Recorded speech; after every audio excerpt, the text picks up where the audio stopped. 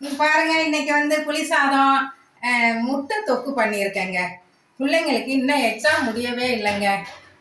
ஏதாவது ஒரு வெரைட்டி சாதம் பண்ணி கொடுக்க வேண்டியதா இருக்கு. எக்ஸாம் டயத்துல நம்ம வந்து தயிர் சாதம் தான் நம்ம கொடுக்கணும். தயிர் சாதம், இது ரசம் சாதம், இந்த மாதிரி தாங்க கொடுக்கணும்.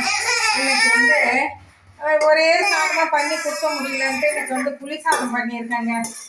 பாருங்க சகோதரிகளை, புளி சாதம் பண்ணிட்டு இது வந்து மீதி சாதம் மதியானத்துக்கு எல்லாம் சாப்பிட்டுக்க வேண்டியதான். இங்க பாருங்க, தக்காளி தொக்கு பண்ணியிருக்கேன். பிள்ளைங்களுக்கு நல்ல ஹெல்த்தானதை இன்னைக்கு இப்ப கொடுக்க வேண்டியதா இருக்கு. எக்ஸாம் டயத்துல ஹெல்த்தானதா கொடுக்க வேண்டியதா இருக்கு. சரி, அதான் முட்டையாவது செஞ்சு கொடுப்போம் அப்படின்னு சொல்லிட்டு செஞ்சேன்.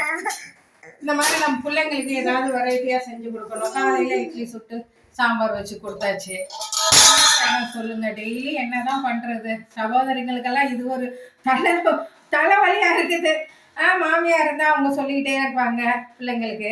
இப்ப அம்மா அம்மா வந்து பிள்ளைங்களுக்கு சொல்ல வேண்டியதா இருக்குது.